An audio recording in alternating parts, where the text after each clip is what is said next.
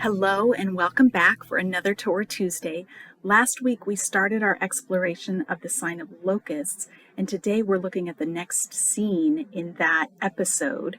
And again, it's long because we're in cycle 3, so all the signs and wonders are longer in cycle 3. And now we're going to explore a conversation that happens between Pharaoh and Moses about this sign, and it's really, I think, theologically instructive for us as we think about worship. Okay, so we're picking things up in Exodus chapter 10, verses 7 through 11, reading from my translation. Pharaoh's servants said to him, "How long will this be a trap for us? Send the men away, that they may serve Yahweh their God. Do you not yet know that Egypt is ruined?" So Moses and Aaron were brought back to Pharaoh. He said to them, "Go, serve Yahweh your God." "Who exactly is going?" Moses said, "With our young and our old we will go, with our sons and with our daughters, with our flocks and with our herds we will go, for it is a festival of Yahweh for us." But he said to them, "Yahweh better be with you if I send you away with your dependents. Look, for evil is plain on your faces. Not so.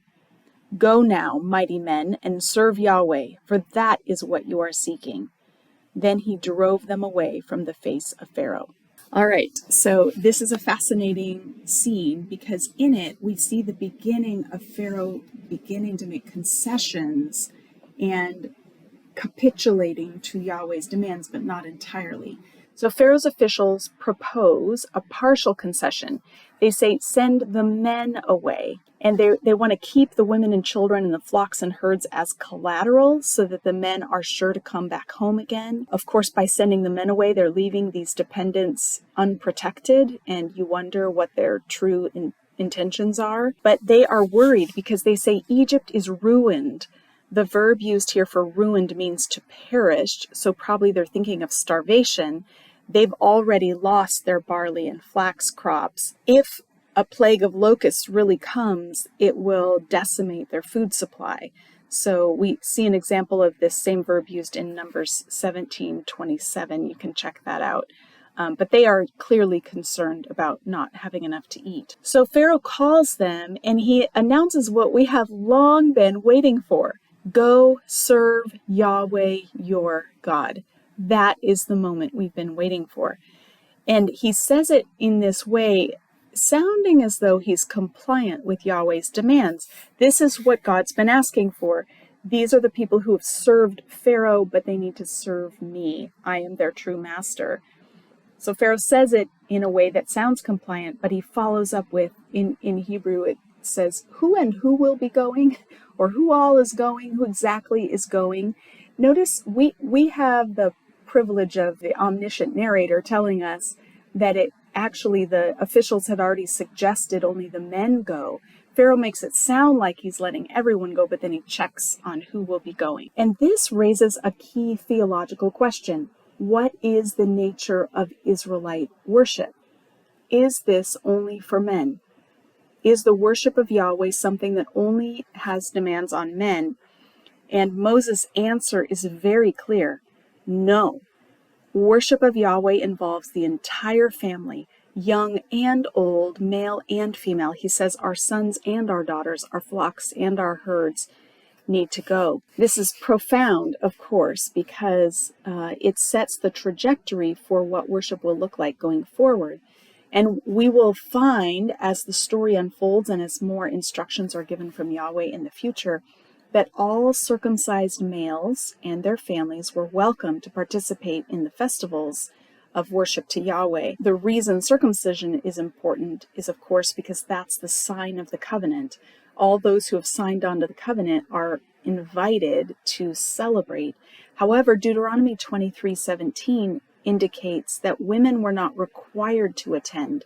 Only the males were required to attend festivals at the tabernacle. Of course, the tabernacle doesn't exist yet, but by the time we get to Deuteronomy, it does. And women's participation is optional because women are the ones who are experiencing menstruation, who are giving birth, who are breastfeeding, and who are probably caring for those who are elderly. And so women are fully invited to participate.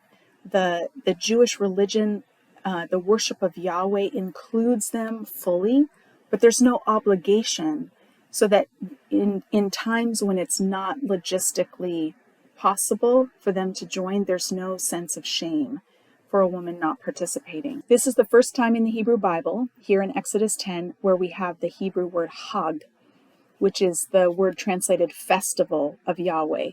There are going to be a number of different festivals introduced over the rest of the Torah.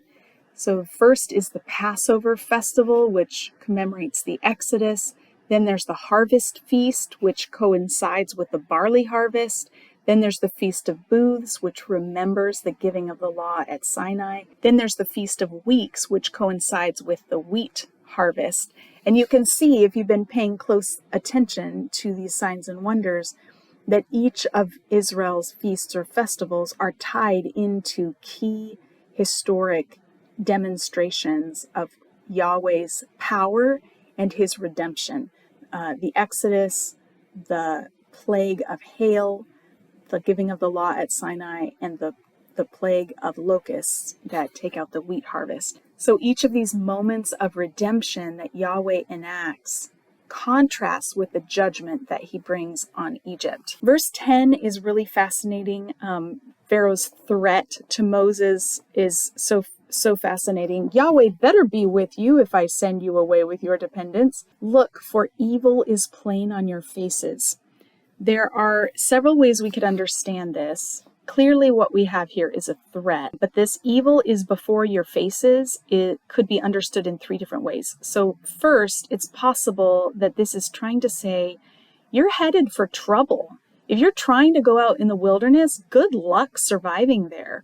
It's not going to be easy to survive in the inhospitable wilderness.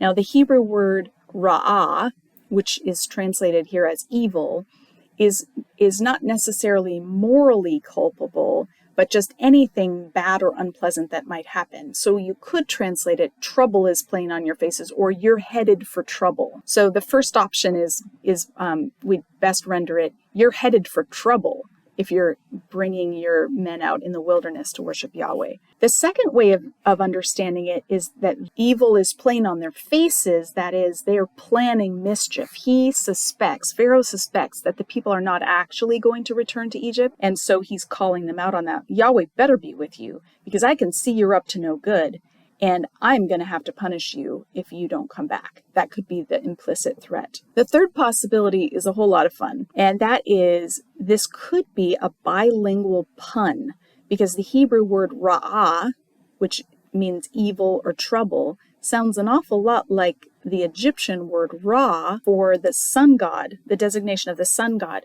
So he could be saying, Yahweh better be with you if I send you away with your dependents, because Ra is facing you. So it could be a double entendre where you're headed for trouble, but the particular kind of trouble that you're headed for is you're going to have to answer to Ra. Sure, worship Yahweh, but I hope Yahweh is able to protect you from the wrath of Ra, because he is the most powerful God in Egypt. So the irony, of course, the deep irony of Pharaoh's threat, whichever way we take it, is that Yahweh, in fact, would be with them in a very tangible way as they traveled through the desert.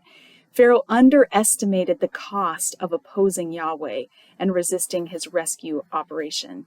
In verse 11, he says, not so. He says, no, you can't leave with your dependents. Only the warriors can leave. But he twists his statement to make it seem like this is all they actually wanted in the first place anyway. It's a classic narcissistic move. I'm giving you what you want, and trying to tell them, or even we could call it gaslighting.